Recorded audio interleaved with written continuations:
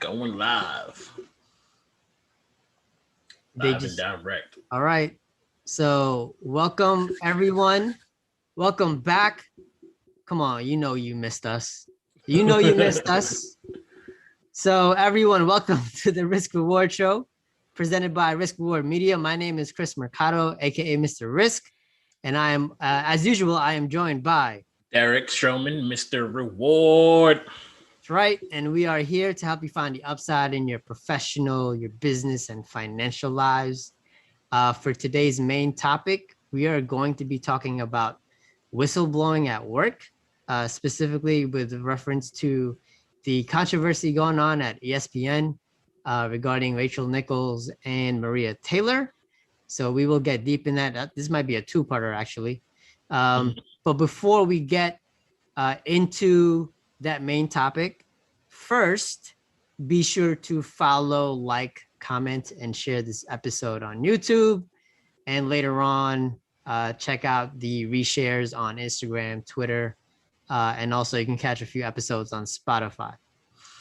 And as usual, before we get to the main topic, we have our Risk Reward Weekly Rewind.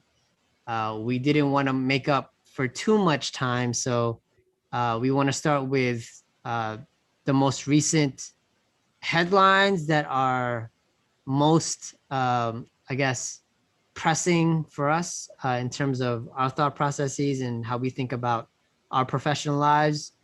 And for me, the first one is ESPN's other controversy, which is Stephen A. Smith, his comments on the amazing Japanese baseball player Shohei Ohtani, and also some remarks regarding the Nigerian basketball team.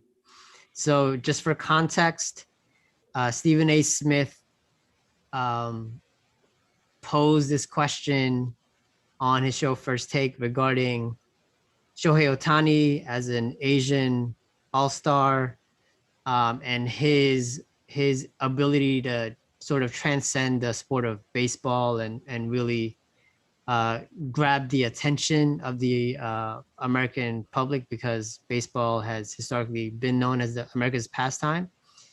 And Stephen A. Smith mentioned how he really didn't see Shohei Ohtani as being that transcendent figure, in large part because he needs a translator to communicate with baseball fans, with the baseball press. And the reason that this is hurtful for the Asian, the AAPI community, is because this falls in line with some of the themes that I brought up when we discussed Stop Asian Hate in previous episodes, about how sometimes Asian folks are often seen as like forever foreigners.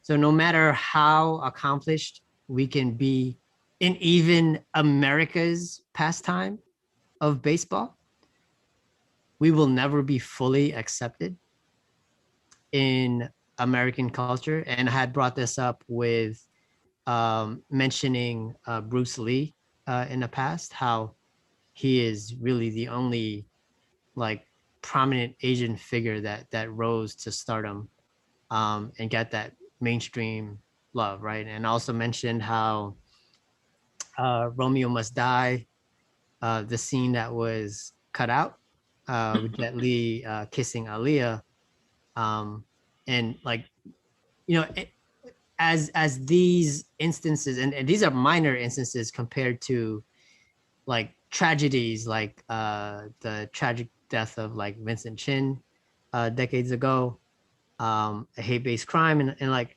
so when you take it in totality and you use that as context to view what Stephen A said about just language, right?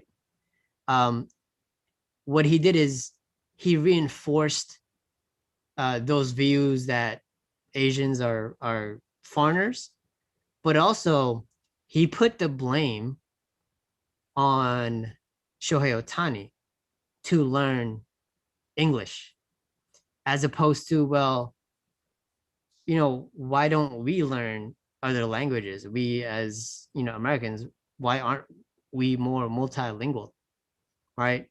I used to be fluent in Spanish. Um, I am proficient but not fluent in my native language, right? And that is a skill. When we do our work regarding tech careers, I make sure to let the talent that I work with know that being multilingual is a skill that you should let people know. It tells an employer that, you know what, I have the skills to communicate with so many more people than someone who can only speak one language. So those dynamics really are at the core of the controversy with Stephen A, who I'm inclined to root for because we both came up from Hollis, Queens. We're from the same Mhm. hometown. I like to root for folks from my hometown who have, been successful. But these were hurtful comments. By the way, this same like, why don't you just learn English, right? Uh, those are the remarks often heard in racist incidents. It's not just Asian folks, so you'll have Latin ball players come here and they'll use interpreters and they'll get that same criticism, but it's very nativist uh, Mhm. to have that remark. So that's one that was came to mind in terms of the weekly rewind. But we need to be very careful about not just what we say, because that's a reflection of our thoughts. Like that thinking is very problematic. It always has been problematic. And to add to the dilemma, Stephen A also got very dismissive about the Nigerian basketball team, but he got a little bit personal and like he would almost mock their names, right? Um, and that's disrespectful on another level. Like, when we talk about, do I put my ethnic looking name on my resume instead of like a nickname, right? Mhm. It's awful that people have to even consider that. We have to consider the implicit bias because we don't know what the reader is gonna think. Um, I hope that one day we are free from that like dilemma. Yeah. And when Stephen A dismissed their names, that's what that felt like. So that's my take on that controversy. I'll leave the rest to you. A few points I have. I feel like one, ESPN has been having a diversity problem for the longest, for a very very long time, for years now. And I know before they do the show, they prep, like they have to prep. And I'm pretty sure he said this within the like that prep that session, and they was like, yeah, great. And that just lets me know like they don't have the right people in that room to be like, oh, let's not say that in this climate. So that's my first point. When it comes to baseball, Otani is a two-way player. He pitches and bats regardless if he can't if he doesn't speak the English the language. That's amazing. Like he once I heard that, I started to watch him play. He's one of the reasons why I look at baseball now. I think he's on the Angels now, but Is he's he? what He's yeah. on. So he's the reason why I look at baseball now. So to say that he's not the attraction that baseball needs, I think that's not right of him. Because with Steven, I feel like he's very with a lot of the things he said, he gets away with it just because he's like Stephen A. Smith. And I felt like this was one of the times when he thought he could. I thought like he's thinking he's like some type of like a Teflon Don or something like that. Like nothing sticks to him. But now he sounds like dumb, just like a little bit dumb. But the other point he did make is that the sport of baseball is like an old person sport, which makes sense. Like I was telling you before, the best part about baseball now is what like they do inside of the dugout when they're playing games, when they're throwing water on people, throwing popcorn. Like that's like the actual fun stuff. And I think baseball does need a big like the rebrand. But for him to come out and say that he's not a star because he can't speak English. Like, come on, bro. The fact that he's a two-way player, he pitches well and he hits. He's a threat. And for anybody who knows baseball and or sports, if you're good at, well, especially baseball, if you're great at pitching, you're not normally great at batting. And if you're great at batting, you're not normally great at just like throwing the ball. But if you're great at both, that's special. And I think the only person to do that, I think they said, I don't think it was Babe Ruth or something like that. But It is. yeah. That's the Babe only Ruth. comparison. Who was So exactly. Yeah. He's being compared to Babe Ruth. When everybody thinks of baseball, you think of Babe Ruth. So I think Stephen A was very, very wrong on that take. But for him to make fun of the Nigerian names, I think that's very, very poor taste. I know they beat the U.S. team, so probably he was mad about that.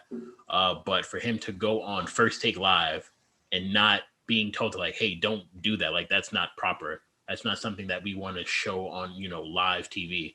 I think that's poor management on the brand itself, but also it looks bad on him because now he's coming off as someone who's just making fun of people's names. And when people make fun of names, I think that's very, very personal, regardless. And I feel like your name, well, for anybody, your name means something. So if you're making fun of something that I take pride in, that doesn't come off well.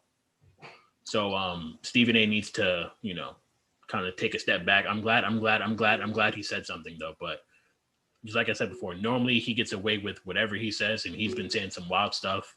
But I think this time he got a real reality check. Yeah. And again, we want to pull this back to the idea of finding the upside in your careers so that you can also minimize the downside. So think about this in terms of how you want to be spoken to in your job, right? So technically, we're talking about athletes. The field is their workplace. The basketball court is their workplace. So they're performing work, and they're getting these critiques. They're at work, they're working, right? And they're getting these critiques. So imagine you going to your job, whatever job that might be, right?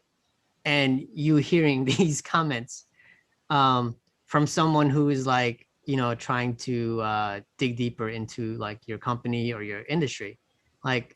I think you might feel a certain type of way too. And I'll also say that I think this is also an opportunity to distinguish what journalism is and what TV entertainment is. Yeah. When Stephen A. Smith was making those remarks, he totally ignored his background as an award-winning journalist. He went straight to TV entertainer.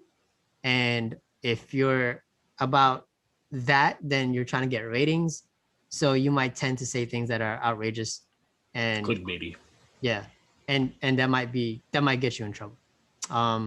So that puts a nice cap on that meaty subject, but we will get back to ESPN real soon because they seem to have some issues company-wide. The next big, I guess, piece of news is the space race. So Richard Branson went. Did Bezos go or is about to go? About to go. I think he just got approval from the FAA. Okay, so Branson made this last minute to try to beat out Bezos to go into space. And by the way, the definition of space can be a little tricky. Yeah. So it's not like he orbited Earth or anything. He just spent a few dozen seconds in what is I guess delineated as space. And a lot of people are giving their critiques of how this is just billionaires trying to outdo one another. And I was wondering what your take on that was. My first reaction was, what the hell, NASA? What are y'all doing? I know they're trying to go deeper into space, but as for the immediate space, what have you been doing? What's going on there? The fact that we have these companies that are doing, I feel like they're doing more. Well, I feel like we hear more. I'll say that I feel like NASA probably doesn't have the the type of backing that Branson has or Musk has. So whatever they do is like, just like wildfire.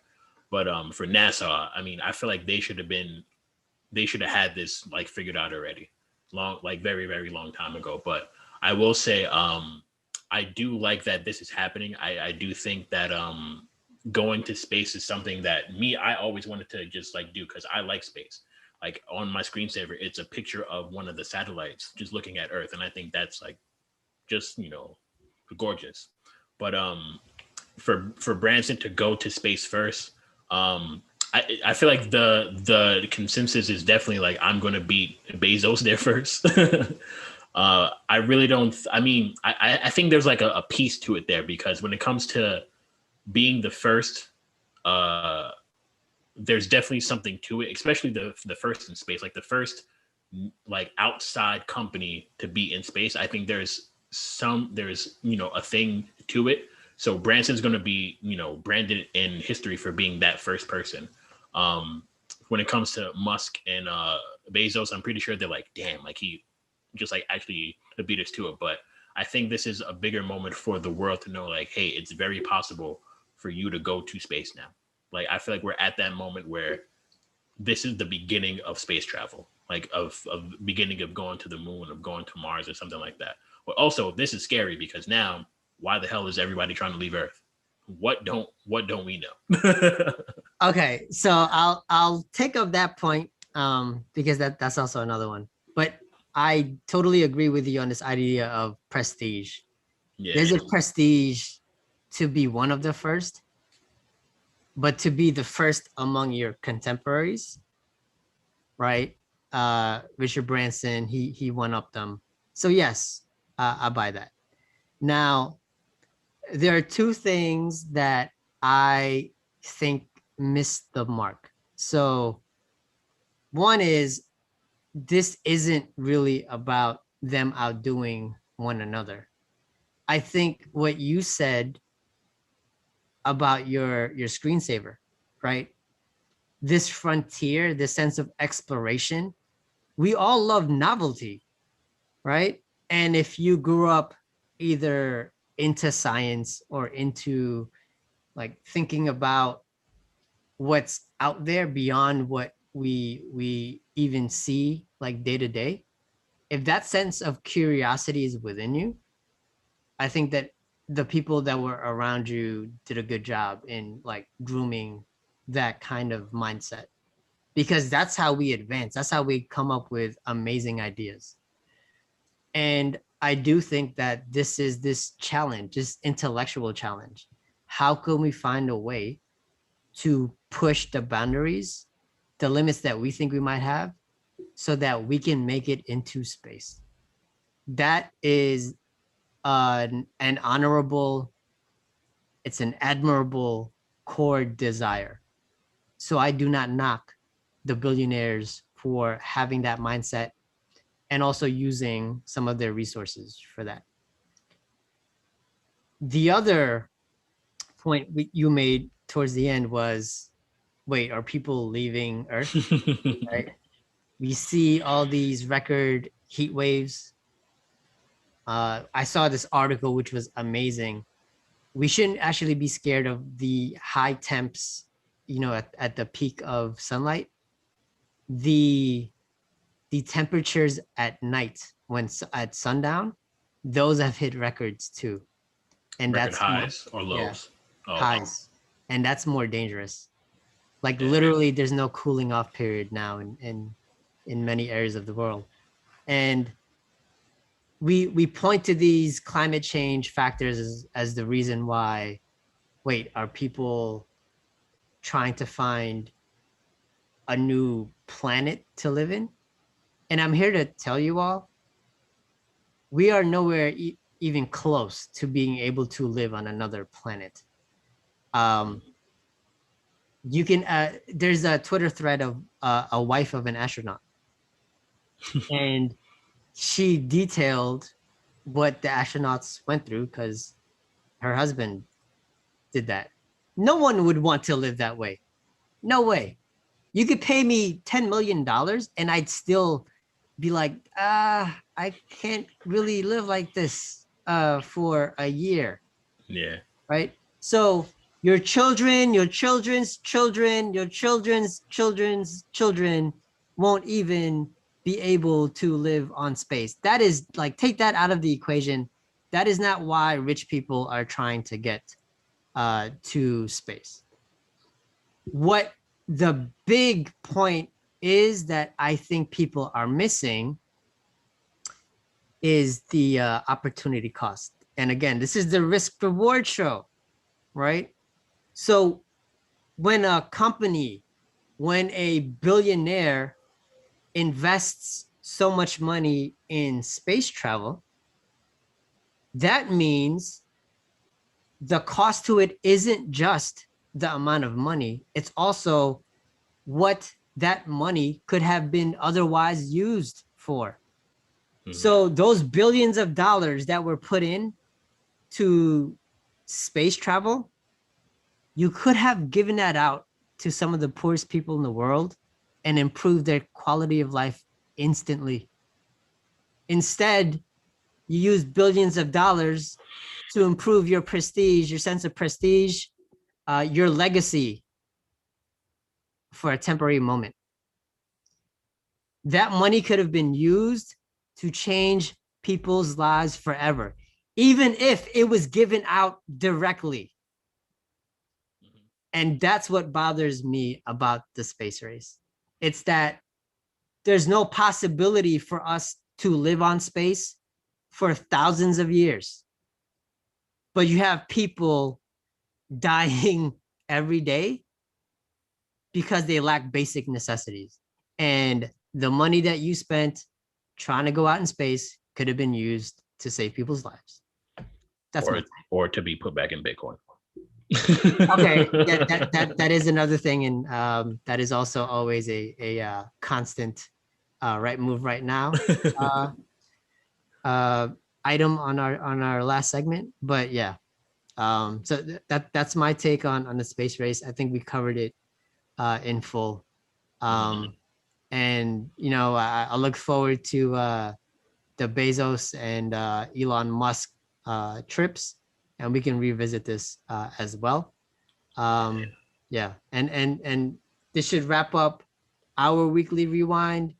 Please let us know what you thought about our takes about these two issues by commenting on our YouTube episode.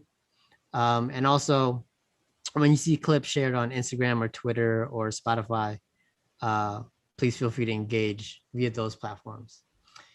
This moves us into our main topic. So we are going to revisit ESPN again, but this time under the reference point of the idea of whistleblowing at work. So about a week and a half ago, big news was made at ESPN because of a leaked conversation that happened about a year ago, actually. So you have one of its premier hosts who's white. Her name is Rachel Nichols, if you're not familiar. And she had typically hosted NBA Countdown in the past. And she currently hosts The Jump, right? And she was on a Zoom call with Rich Paul, who is who created an agency, but is also one of LeBron James's best friends. So he created a talent agency for to represent basketball talent, and a man named Adam Mendelsohn, who is the chief PR person for LeBron James, right? So two folks from LeBron James's team, two prominent folks. And essentially, you can look up the transcript online, but Rachel Nichols alluded to ESPN's poor track record of diversity as the reason why Maria Taylor, who is a Black woman, got the job of hosting NBA Countdown. And Rachel Nichols only got the sideline reporting duties, right? So when I first read it, I was like, okay, this is Rachel Nichols trying to protect her territory. She wants her job. She's good at her job, and she wants control of her space, right? If you feel like you're the best at a thing, it could be at hosting a show, or it could be at a certain role, right? For me, maybe it's like teaching career development courses. If I feel like I'm the best, and someone's trying to uh, push somebody into that space where I feel like I'm the best, yeah, I'm going to stick up for myself. And that's what came across. Now, the deeper level of context is this was a Zoom meeting. The recording didn't end, right? And people are suspecting whether or not, well, did somebody mean to catch this? Or was this some sort of accident? I feel like it's hard to believe that it's an accident. Well, the leak part, the tail end part of the conversation was recorded, and it was distributed throughout ESPN, but it was sent directly to Maria Taylor a year ago. And she was visibly upset based on some comments before, but internally from the reports, she made it clear to ESPN bosses she never wanted to work with Rachel Nichols again live. So whenever you've seen them on the same show, it has been taped beforehand. They've actually never crossed paths, right? And Maria Taylor, her contract is running out. In fact, it runs out right before the finals will end. So there's rumors that she will go to NBC. And this is the full context. So we have race in here. We have whistleblowing, which is the main issue that I want to go into. And sort of maybe a little bit of white privilege here, right? In asserting for like Rachel Nichols asserting for having her role, or making sure that her role isn't taken away. So again, I'm posing those out there. I'll give my full take later, but what do you think of this idea of that that conversation being recorded and leaked? Because that would be an example of whistleblowing. Yeah, so I do think it was recorded on purpose. I think it wasn't like an accident.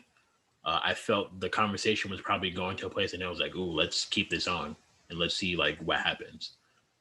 Maybe the person who sent it didn't like, Rachel for whatever reason. So for them to, I mean, you can't like retaliate. That's what basically what whistleblowing is. Like if you see something wrong, you say something, the company can't come back at you. So you have the right to say what you see that's wrong, and you should get no retaliation from it.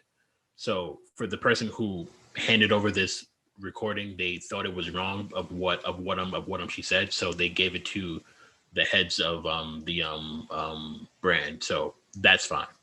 Well, she actually, the way the story plays out, the recording was sent directly first to Maria. First to her. Damn. So they was like, "Yep, she talking about you."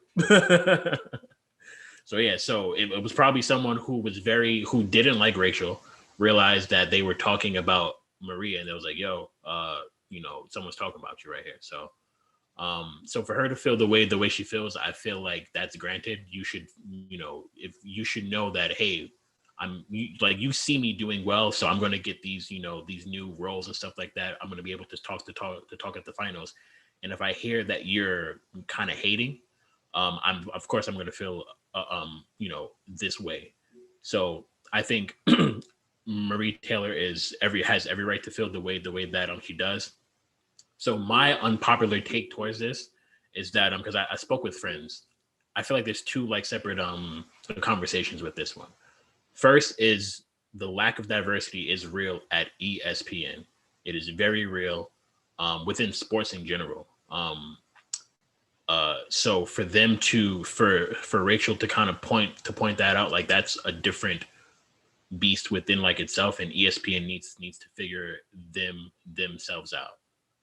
Now, I think the visual that everybody sees is that Marie Taylor is black, Rachel Nichols is white. So automatically, I think this race component always comes in. Now, if you remove race, is just like you just said. If I'm good at something and I know I'm good at it, I wouldn't want anybody to take my spot. So for Rachel to defend her spot, I think she should.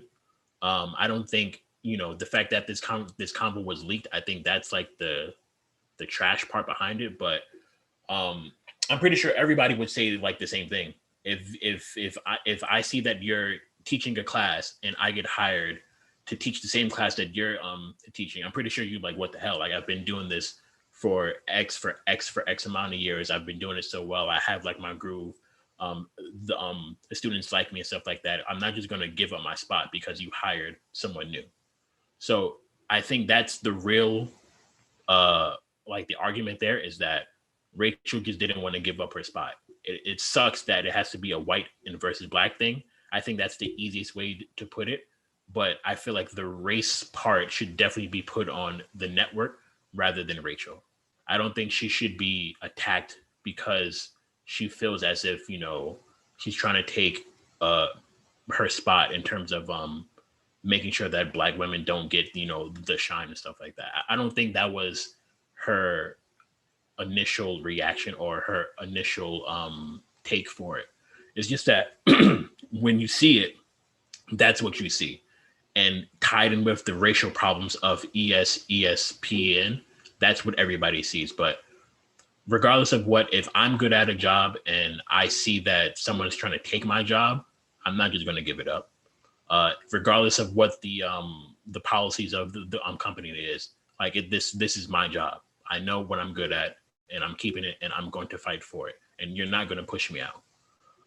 But that's how I really feel. I think that it sucks for like Rachel because I mean she's cool. I feel like whenever she's on, she's always vibing with the players and stuff like that. Her shoulder jump is something I watch always. I feel like she has the best. Not the best, but the players that she has there, very very funny. They're given the different takes. There's like a bunch of like banter going back and forth. So I don't think there's like a racial component to it. It just with the visual, you just see black and white. Fair points. Definitely agree with you on a lot of it. And for me, the first thing that I want to make clear is both of the following things are true. Maria Taylor is super skilled and therefore deserves her job. And ESPN felt pressure to hire more black hosts or promote more black hosts because of one, their terrible record of diversity, and two, social movement pressure. Mm-hmm. Both are true. And I'm okay that Maria Taylor has ascended. We should all be okay. In fact, we should celebrate it, right? If I'm Rachel, I would be mad too because I'm really talented at my job. And based on my talent, I deserve this job. That's not privilege talking. That is someone who is confident in their abilities to perform in a role that they feel they deserve. The biggest problem here with Rachel Nichols' comments is the way she said it infers that Maria Taylor only got the role because of ESPN's lack of diversity. And that inherently means she only got it because she's black. So if Rachel was more careful with her thoughts and her language, I think this shouldn't have blown up. But there's actually a bigger organizational concerns. One, why can't there be two dynamic hosts like Rachel and Maria hosting either an existing show or maybe a new show? So I think the fact that you have talented women who are underrepresented in sports entertainment, the fact that you have talented women feeling like there aren't enough opportunities and I have to hold on to this one that I have. I think that's a big issue that organizations, not just ESPN, need to contend with. And if you do a good job, you won't have these issues because there'll be enough opportunities to go around. There'll be enough people to highlight, to amplify, to celebrate within your company. And now it becomes very costly because Maria now has all the leverage. Yeah. Right. She's the hot ticket now. Who's gonna host after game? I think it's after game 6, or it might be after game 5 actually. Who's gonna host the pregame show for the NBA Finals? Right? How are you gonna train someone to take over the host's job? Like, who are you gonna put in that is experienced enough at that level? Because that's a premier slot right there, right? It's the premier event, the NBA Finals, and who's ready to do that? And also, you're gonna have the general public knowing, wait, this wasn't how it was before. Mm-hmm. We know what's going on, so it's a bad look all around. I do hope Maria gets her money. I do hope, I guess, Rachel's reputation gets, repaired a little bit because she has been talented. I do enjoy The Jump a lot. And I think that this conversation is actually very helpful in moving forward a lot of the corporate actions that need to be taken to get true diversity, inclusion, and equity. Mm-hmm. Yeah, I think the biggest point that you made is that ESPN is messed up. Like, they need to fix their structures. It sucks that because they're messed up, you're putting two talents against one another, and that's the shitty part. That's something that I don't think should. It's not like their fault, like, at all. Like, they're both great, but now they're pinning two women against each other, and I feel like a lot of companies. Well, I think ESPN. I think they actually did that a lot with Carrie Champion and Jamil Hill too. Like, when they first started, like, they were pinning them two against each other. And I think this is the same thing. ESPN really needs to get their things in, just like in order, because right now, because of their lack of structure and policies that, it's not help for like their talent. And now you have a bunch of people that are probably going to be leaving. And they already lost so much Black and Latino talent, from Dan Le Batard to Dan Le Batard Hill, left. Carrie Champion. They all left. Yeah.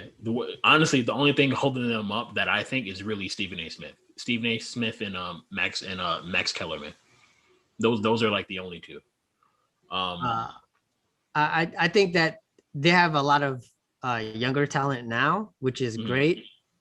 But it's, we talk about this in terms of hiring. It's so much more efficient to just treat your talent well and keep them instead of having to find new talent on a recurring basis. That is so costly, not just in money, but also in time. And with ESPN being in the public eye, it costs reputation. Mm-hmm. So yeah, just for the business leaders out there, again, we want to help you all find the upside. And I think if you dug a little deeper into your organizational planning, some of your DEI strategies, you can avoid, big controversies like this. So millions of dollars saved. Yes. And, we're giving our thoughts here. It's not just for the show. If you want our deeper insights, come holler at us. We're open for contracts. So we've made impact at some orgs, and we're open for business to create more impact for your orgs. So feel free to reach out. Nice little plug there. Yes. So What Now Works is led by Derek and Grant Answers, which is about to turn 8 years old. Ooh, I'm very proud of that. And that actually is the transition to our right move right now. So one of the right moves that we had planned out is we're having a little celebration. It's a combined celebrating the progress that we've made with the Risk Reward show. So we rented out an entire theater in Manhattan, and we're going to be watching F9. We still have a couple of slots available, and we will look through our subscriber list, and we might reach out. And that's one way of showing our thanks. So your tickets will be covered. Most of the folks have been vaccinated, but I've advised people to wear masks as well. And we're gonna have a good time. So that's one of the right moves. A second right move is I just got word that the episode that I did with the Lucky Boys podcast has been chopped up, and I think one excerpt has been released. So please keep a lookout for that, and we invite you to look into the Lucky Boys podcast. We see their followership, their viewership. That's something we aspire to get towards. So thank you all. Thank you to the team at the Lucky Boys podcast for having me on and amplifying what we do here at the Risk Reward Show, but also amplifying my work at Grant Answers. Shout out to them. Yeah. And I saw the quality of production. I was like, all right, we need to step up our game, Derek. And for the right move right now, I'm also going to mention that I sold a lot of my stocks, and it's not that I'm terribly terrified of the market, but it does feel very peaky. We're at all-time highs. We've had things go up for 9 weeks straight. We've had indices go up for like 9 weeks straight. We're also approaching this season, like fall, where typically your downturns, your corrections take place. So I felt like, let me be safe. Let me be that boring investor I used to be, where I just like exercise patience and cut risks. And I chose to sell. That's one way to cut risks. So I have a lot of cash waiting for the next pullback.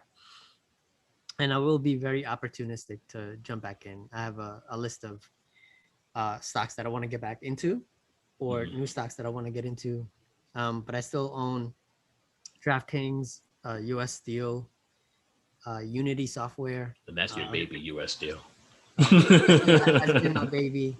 And Tilray for the cannabis industry. So I still have those holdings, and Jumia, the quote Amazon of Africa. So I still hold some positions, but I have a lot of cash waiting for opportunities. There you go. What is your right move right now, Derek? I have two. On the topic of sports, first I will say Suns in 7. I really do think the Suns are going to pull it through. Chris Paul, he wet the bed last night with like that game. He had a horrible game. And Devin Booker got away with one of the craziest fouls that was not called. And the ref was looking dead at it. He was like, nah, that's not a foul. I saw the replay of the foul. I was like, wow, he hugged him in midair. Yeah, exactly. No call. But on a more serious note, just because I feel like for us, we've been doing a lot. And I think it's important for everybody to really set their boundaries, whether it be with work, life, family. Make sure that you set your boundaries with you. Make sure you have time for you. Get that recharge. I definitely had a chance to recharge. Chris, I need you to get a chance to recharge, hopefully soon. But having that moment of just relaxation whether it be a day, a week, or something, but just make sure that you set those boundaries to where you are more in tune with you and you have your goal set. I don't think there's a better way to close that. Uh, like close that episode, close this episode than that, except to reinforce the idea of setting boundaries. I think in a lot of ways I feel the same way, like you do, Derek. Mhm. Um, I don't think I'll have like a full vacation uh, for the foreseeable future because of different initiatives going on. Um, but I do have some big news that I'll share in like future episode towards the end of July that involves moving. So I'll share that in an upcoming episode. But setting the boundaries, could not agree with you more, and it saves you a lot of trouble in the long run. Um, so yeah, that might actually be a main topic at some point in the future. The risks and rewards of setting your boundaries. Nothing Ex- but rewards. exactly. So with that, thank you all for joining in, for tuning in, for checking out our episode. Again, please follow, subscribe, and share.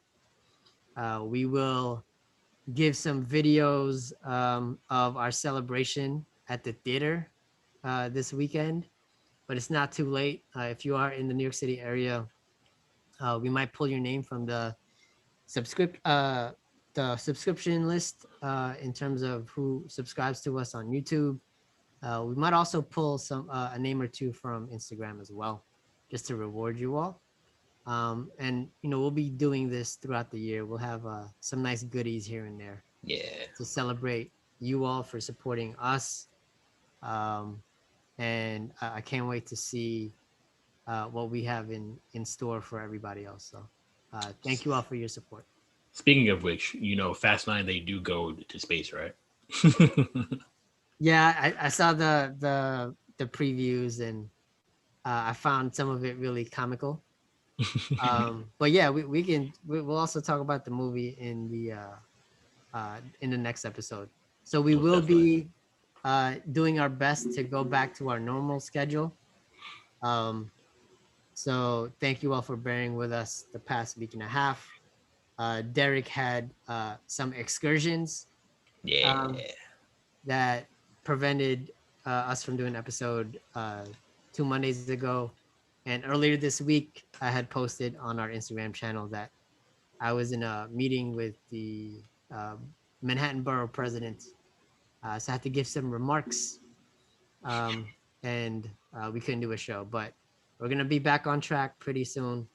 So thank you all for joining us, and we will see you on Monday, Much love. 5:30 Eastern Time. Thank you.